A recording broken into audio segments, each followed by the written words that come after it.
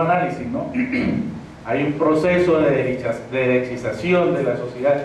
Y realmente lo que ha ocurrido a lo largo de la historia es que Colombia ha sido siempre una sociedad muy conservadora, y él plantea algo interesante, ¿no? Y es que políticamente nuestro país ha sido políticamente tan conservador que en casi toda la historia republicana la oposición a la derecha ha sido la centro derecha, y en épocas más radicales la ultraderecha ha sido la otra cara de la centro derecha. No, más o menos lo que estamos viviendo ahora, ¿no? Sin desconocer los aportes muy importantes que se hacen desde la izquierda y desde el mundo alternativo, pero no le falta razón a este comentarista. Tengámoslo en cuenta para lo que vamos a plantear hacia el final, para concatenar el final, el principio con el final. Y él sostiene en materia política algo que debemos tener en cuenta también para el análisis de lo mediático. Él dice que hay tres hechos relacionados de los cuales podemos partir. Primero, que la izquierda colombiana no ha superado la tercera parte porcentual en las elecciones presidenciales. Segundo, que no se vislumbra un futuro promisorio para la próxima contienda electoral que haga contrapeso pues a las tendencias de lo que yo llamo el establecimiento bicéfalo, de uribista y santista. Y tercero, que la izquierda no ha contado ni cuenta hoy con el favor popular de las mayorías colombianas. Entonces se plantea qué hacer frente a estos hechos. Y es como la pregunta que nosotros nos estamos haciendo, porque realmente lo que nos estamos planteando es, después de los acuerdos de La Habana, cómo vamos a hacer nosotros para que estas ideas por las que hemos peleado toda la vida y por las que están peleando nuestros hijos puedan materializarse de alguna manera, y nuestra sociedad no siga siendo una sociedad tan conservadora como lo es realmente. Y frente a esto pues hay que encontrar una de las aristas, no la única, pero sí una de las aristas de la explicación de eso, y es cómo en nuestro país se ha venido desarrollando un paulatino proceso de concentración de la información en unos cuantos pulpos económicos con un amplio contenido político y brazo político. Y entonces recientemente dos organizaciones, Fecolperi y Reporteros Sin Fronteras, hicieron un estudio en el que hacen todo un mapeo de cómo está la concentración de los medios en nuestro país, y encontramos que los tres grandes pulpos económicos son los que al mismo tiempo son los dueños de los principales medios de comunicación masivos. El 57% de los espacios en prensa, radio y televisión se concentra en los personajes y familias con las fortunas más grandes. El Grupo Santo Domingo con Caracol, Ardila Lule con RCN en radio y televisión, y Sarmiento Angulo con El Tiempo. Y el diagrama es muy diciente. Miren ustedes lo prolijo que es el círculo de medios de los cuales ellos son poseedores. Frente a ese panorama, entonces, uno podría decir cuál es el futuro que tienen las nuevas ideas, cuál es el futuro que tiene la necesidad de cambios sustanciales en nuestro país. Y ese mismo estudio detecta que hay 4 periódicos que abarcan el 75% de los lectores. 4 periódicos.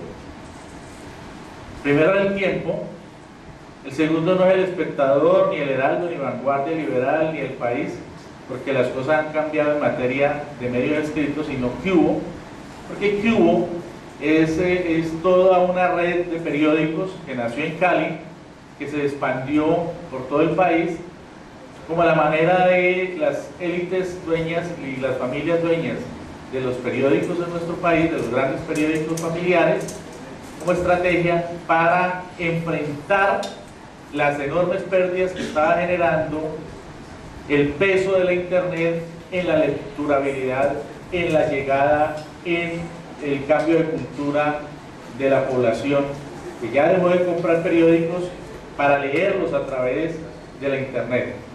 Y eso empezó a horadar sus economías, sus finanzas, y la manera de enfrentar eso, o una de las maneras de enfrentar esa situación objetiva de pérdidas económicas por el avance inevitable de la comunicación y el periodismo a través de la Internet, fue el fortalecimiento de lo que yo llamo sus hijos amarillos, es decir, aquellos periódicos amarillistas, sensacionalistas, que nacieron en su propio seno, que manejan una modalidad de información o desinformación que antes les daba pena manejar, pero que ahora se ha vuelto la gallinita de los huevos de oro.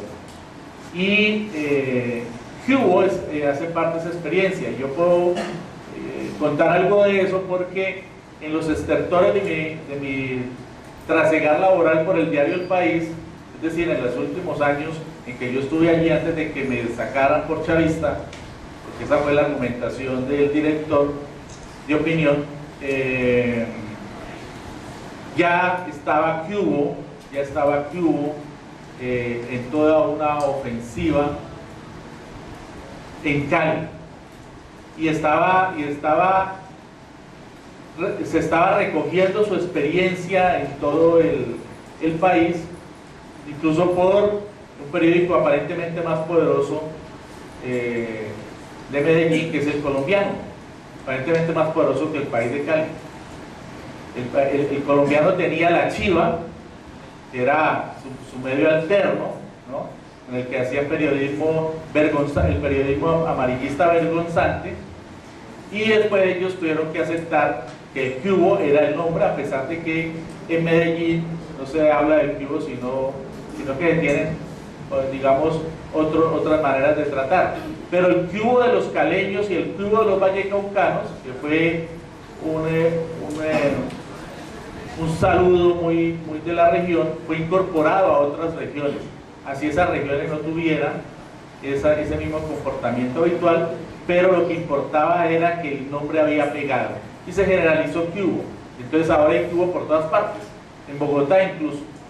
Y Cubo acabó con el caleño en Cali, acabó con otros medios, acabó con El Espacio en Bogotá, por ejemplo, ¿no? El Espacio que fue un periódico de una enorme influencia en Bogotá, y acabó con todo lo que se le atravesó, porque es el medio a través del cual un tabloide americano, un tabloide pequeño, no es un tabloide europeo como El Espectador, el medio a través del cual estas élites dejaron de ser vergonzantes porque necesitaban plata, necesitaban copar las pérdidas que habían tenido por el influjo de la Internet con sus medios tamaño universal, y entonces decidieron apostarle a hacerlo masivo. Y ha resultado un negocio exitoso, tanto que está como ocupando el segundo lugar después del tiempo en este estudio, lo cual no es de poca monta.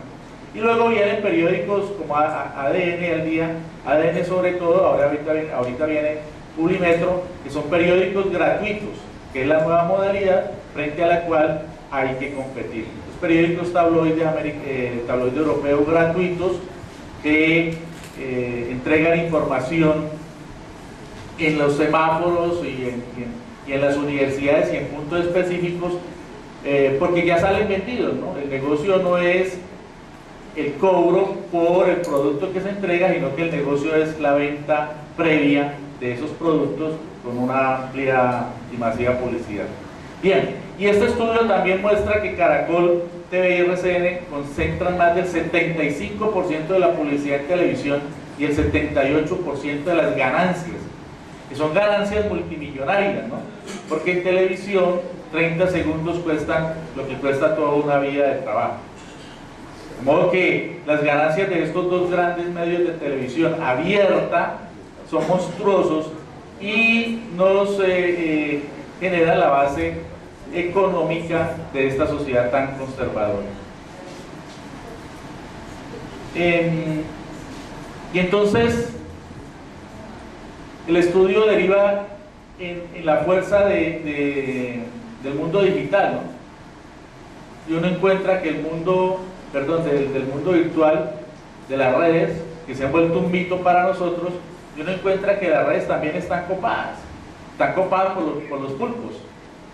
¿Por qué digo esto? Porque es que nosotros creemos, y yo cada vez que les planteo a los compañeros de los sindicatos y de los movimientos sociales, hombre, ayuden. Yo tengo un periódico que se llama Paréntesis, muchos de ustedes lo han visto, y sobre todo pues lo han, pues, a través de redes también, porque pues no ha podido volver a salir en papel, pero por mi formación de prensa escrita, de periodista de prensa escrita, yo sigo valorando el medio escrito, y siempre le insisto a los compañeros de las organizaciones sociales: ayúdenme a financiar, a que esto se sostenga, poder seguir sacando el periódico. Me dicen: no, pues sí, sacarlo en internet.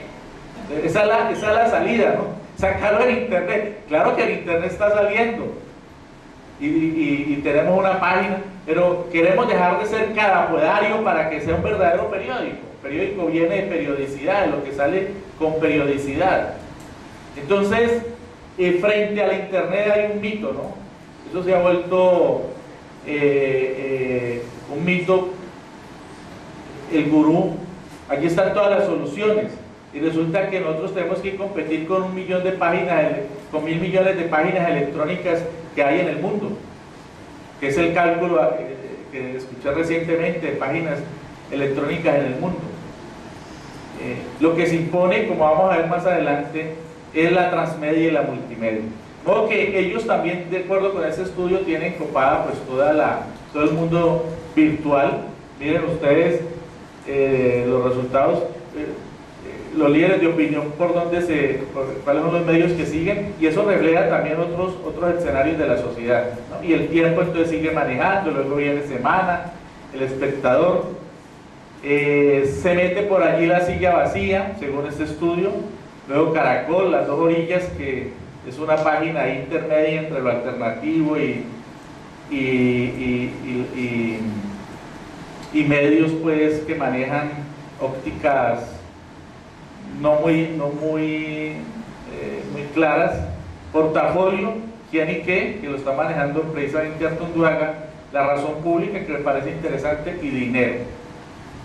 Pero para que vamos desmitificando pues lo de las redes, la verdad es que en el mundo virtual la competencia también es desigual, y no es la gran panacea ni la gran solución, ¿no? A veces nosotros nos situamos ante nuestro computador y desde allí creemos estar haciendo la revolución.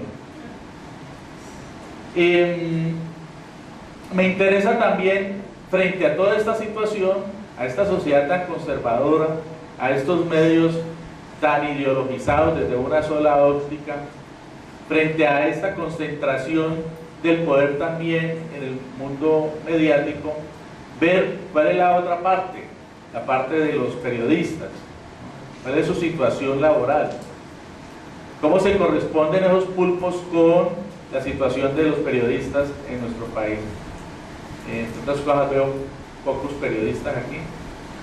Está ahí no Natalia, que la vi por ahí, Mauricio, frente a Mauricio, un muchacho muy trabajador y camellador de Pacífico Noticias. Aquí más veo, bueno, los compañeros están haciendo una experiencia muy interesante, sería chévere que ahora nos la compartieran. Y bueno, y los compañeros del campo comunicacional de Marcha. No hay estudios recientes, estamos tratando de trabajar una investigación sobre la situación laboral y social de los periodistas en nuestra región. Yo creo que es absolutamente necesaria, porque es que uno no puede abordar el problema comunicacional solamente viendo la parte de los dueños del negocio. Hay que ver también la parte de los trabajadores de ese negocio. Y desde mi punto de vista, la situación es realmente crítica, aunque obviamente algunos de los que están pues muy bien posicionados en algunos medios dirán que no, que esa es una posición de Mena, que es un periodista de izquierda. Por ahí en las invitaciones que pusimos en las redes alguien puso la visión, alguien dijo, después de poner nosotros este cartelito, dijeron la visión de la izquierda, como quien dice, bueno, es que está también la otra visión, y esa visión es incompleta.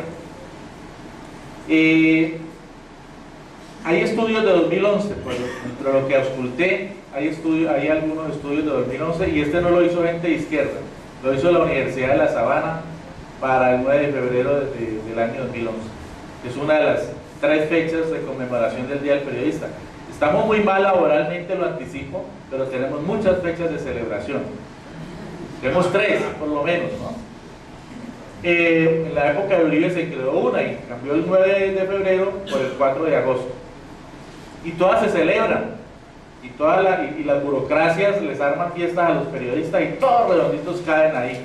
Se van a dar allá al ágape que les organiza la alcaldía o la gobernación, con aguardiente y empanadas, y después la situación empeora. Entonces este estudio del 2011 nos decía que cerca del 34% de los periodistas devengaban $1 millón de pesos mensuales, $1 millón de pesos, el 34% de los consultados, el 27% entre 500.000 y 950.000 mensuales, que el 78% de los periodistas de televisión devengaban menos de 2 millones de pesos mensuales. Hay un proceso de derechización de la sociedad. Realmente lo que ha ocurrido a lo largo de la historia es que Colombia ha sido siempre una sociedad muy conservadora, y él plantea algo interesante, ¿no? Y es que políticamente nuestro país ha sido políticamente tan conservador que en casi toda la historia republicana la oposición a la derecha ha sido la centro derecha, y en épocas más radicales la ultraderecha ha sido la otra cara de la centro derecha. No, más o menos lo que estamos viviendo ahora, ¿no? Sin desconocer los aportes muy importantes que se hacen desde la izquierda y desde el mundo alternativo, pero no le falta razón a este comentarista. Tengámoslo en cuenta para lo que vamos a plantear hacia el final, para concatenar el final, el principio con el final. Y él sostiene en materia política algo que debemos tener en cuenta también para el análisis de lo mediático. Él dice que hay 3 hechos relacionados de los cuales podemos partir.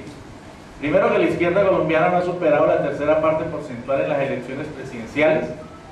Segundo, que no se vislumbra un futuro promisorio para la próxima contienda electoral, que haga contrapeso pues a las tendencias de lo que yo llamo el establecimiento bicéfalo, de uribista y santista. Y tercero, que la izquierda no ha contado ni cuenta hoy con el favor popular de las mayorías colombianas. Entonces se plantea qué hacer frente a estos hechos. Y es como la pregunta que nosotros nos estamos haciendo, porque realmente lo que nos estamos planteando es, después de los acuerdos de La Habana, cómo vamos a hacer nosotros para que estas ideas por las que hemos peleado toda la vida y por las que están peleando nuestros hijos puedan materializarse de alguna manera, y nuestra sociedad no siga siendo una sociedad tan conservadora como lo es realmente. Y frente a esto pues hay que encontrar una de las aristas, no la única, pero sí una de las aristas de la explicación de eso, y es cómo en nuestro país se ha venido desarrollando un paulatino proceso de concentración de la información en unos cuantos pulpos económicos con un amplio contenido político y brazo político. Y entonces recientemente 2 organizaciones, Fecolperi y Reporteros Sin Fronteras, hicieron un estudio en el que hacen todo un mapeo de cómo está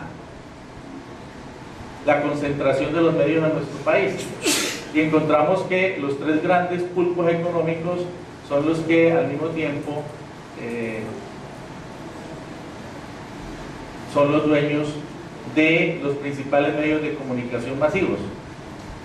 El 57% de los espacios en prensa, radio y televisión se concentra en los personajes y familias con las fortunas más grandes. El Grupo Santo Domingo con Caracol, Ardila Lule con RCN en radio y televisión, y Sarmiento Angulo con El Tiempo. Y el diagrama es muy diciente. Miren ustedes lo prolijo que es el círculo de medios de los cuales ellos son poseedores. Frente a ese panorama, entonces, uno podría decir cuál es el futuro que tienen las nuevas ideas, cuál es el futuro que tiene la necesidad de cambios sustanciales en nuestro país. Y ese mismo estudio detecta que hay 4 periódicos que abarcan el 75% de los lectores. 4 periódicos.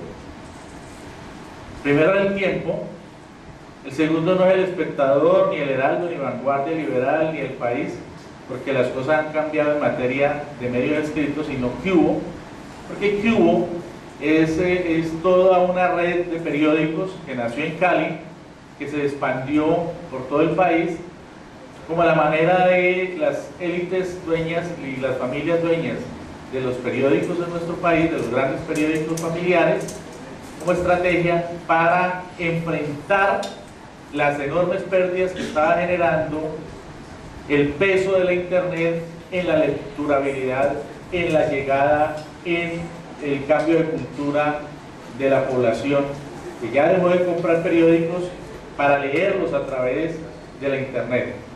Y eso empezó a horadar sus economías, sus finanzas, y la manera de enfrentar eso, o una de las maneras de enfrentar esa situación objetiva de pérdidas económicas por el avance inevitable de la comunicación y el periodismo a través de la internet, fue el fortalecimiento de lo que yo llamo sus hijos amarillos, es decir, aquellos periódicos amarillistas, sensacionalistas, que nacieron en su propio seno, que manejan una modalidad de información o desinformación que antes les daba pena manejar, pero que ahora se ha vuelto la gallinita de los huevos de oro.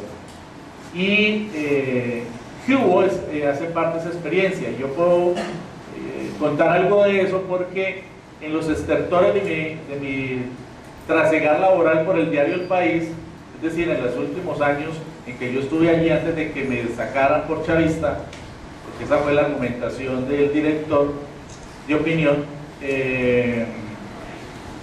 ya estaba Cubo en toda una ofensiva en Cali, y se estaba recogiendo su experiencia en todo el país, incluso por un periódico aparentemente más poderoso de Medellín, que es El Colombiano, aparentemente más poderoso que El País de Cali.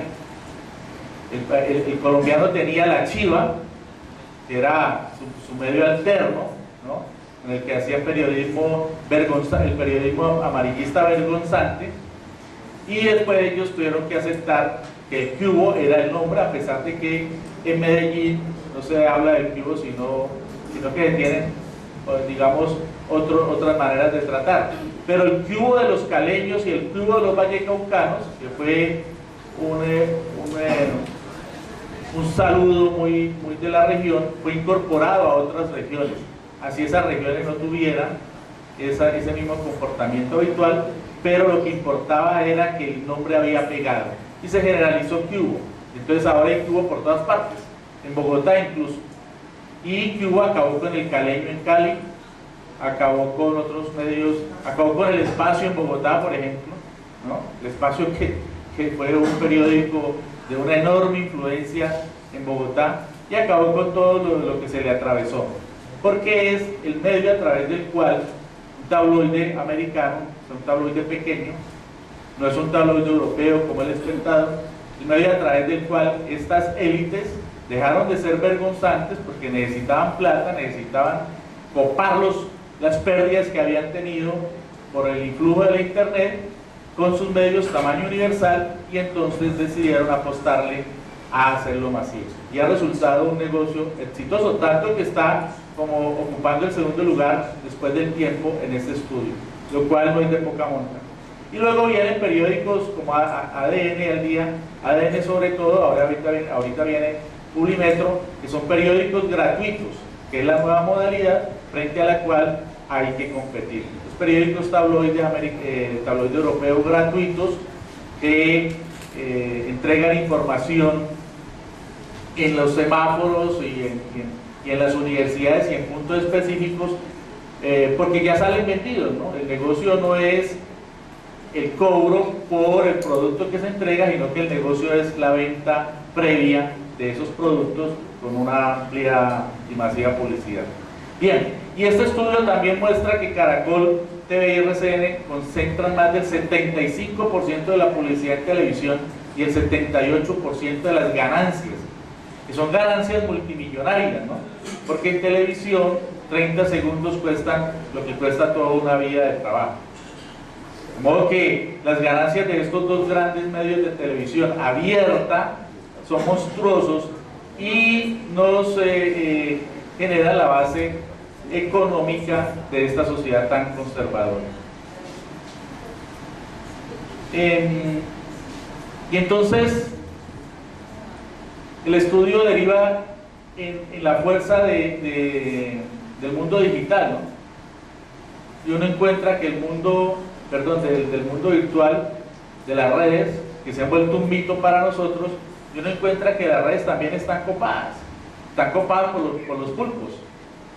¿Por qué digo esto? Porque es que nosotros creemos, y yo cada vez que les planteo a los compañeros de los sindicatos y de los movimientos sociales, hombre, ayuden. Yo tengo un periódico que se llama Paréntesis, muchos de ustedes lo han visto, y sobre todo pues lo han, pues, a través de redes también, porque pues no ha podido volver a salir en papel, pero por mi formación de prensa escrita, de periodista de prensa escrita, yo sigo valorando el medio escrito, y siempre le insisto a los compañeros de las organizaciones sociales: ayúdenme a financiar, a que esto se sostenga, poder seguir sacando el periódico. Me dicen: no, pues sí, sacarlo en internet.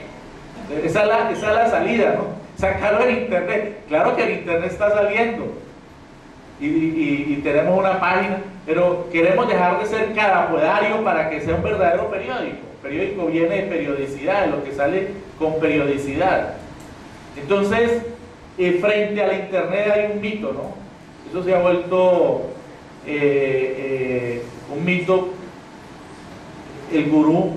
Aquí están todas las soluciones, y resulta que nosotros tenemos que competir con 1 millón de páginas, con 1.000 millones de páginas electrónicas que hay en el mundo, que es el cálculo que escuché recientemente de páginas electrónicas en el mundo.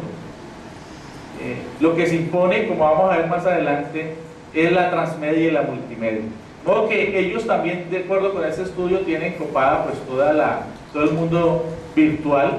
Miren ustedes los resultados, los líderes de opinión, cuáles son los medios que siguen, y eso refleja también otros escenarios de la sociedad, ¿no? Y el tiempo entonces sigue manejando, luego viene Semana, El Espectador, se mete por allí La Silla Vacía, según este estudio, luego Caracol, Las Dos Orillas, que es una página intermedia entre lo alternativo y medios pues que manejan ópticas no muy claras. Portafolio, ¿quién y qué? Que lo está manejando precisamente Artunduaga. La Razón Pública, que me parece interesante, y Dinero. Pero para que vamos desmitificando pues lo de las redes, la verdad es que en el mundo virtual la competencia también es desigual, y no es la gran panacea ni la gran solución, ¿no? A veces nosotros nos situamos ante nuestro computador y desde allí creemos estar haciendo la revolución. Me interesa también, frente a toda esta situación, a esta sociedad tan conservadora, a estos medios tan ideologizados desde una sola óptica, frente a esta concentración del poder también en el mundo mediático, ver cuál es la otra parte, la parte de los periodistas, cuál es su situación laboral, cómo se corresponden esos pulpos con la situación de los periodistas en nuestro país. Entre otras cosas, veo pocos periodistas aquí. Está ahí no Natalia, que la vi por ahí, Mauricio, frente a Mauricio, un muchacho muy trabajador y camellador de Pacífico Noticias. Aquí más veo, bueno, los compañeros están haciendo una experiencia muy interesante, sería chévere que ahora nos la compartieran.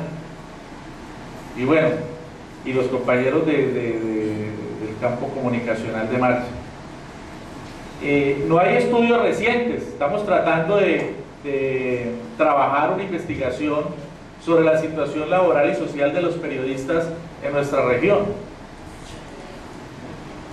Yo creo que es absolutamente necesaria, porque es que uno no puede abordar el problema comunicacional solamente viendo la parte de los dueños del negocio, hay que ver también la parte de los trabajadores de ese negocio.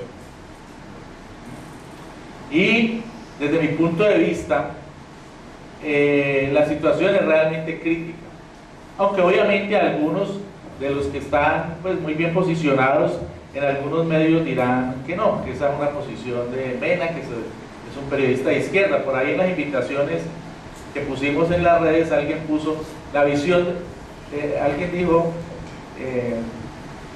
después de poner nosotros este cartelito, dijeron la visión de la izquierda, como quien dice, bueno, es que está también la otra visión y esa visión es incompleta. Hay estudios de 2011, pues, entre lo que ausculté, hay algunos estudios de 2011, y este no lo hizo gente de izquierda, lo hizo la Universidad de La Sabana para el 9 de febrero del año 2011, que es una de las 3 fechas de conmemoración del Día del Periodista. Estamos muy mal laboralmente, lo anticipo, pero tenemos muchas fechas de celebración. Tenemos 3, por lo menos, ¿no? En la época de Uribe se creó una y cambió el 9 de febrero por el 4 de agosto. Y todas se celebran, y las burocracias les arman fiestas a los periodistas y todos redonditos caen ahí. Se van a dar allá al ágape que les organiza la alcaldía o la gobernación, con aguardiente y empanadas, y después la situación empeora. Entonces este estudio del 2011 nos decía que cerca del 34% de los periodistas devengaban 1 millón de pesos mensuales, 1 millón de pesos el 34% de los consultados, el 27% entre 500.000 y 950.000 mensuales, que el 78% de los periodistas de televisión devengaban menos de 2 millones de pesos mensuales,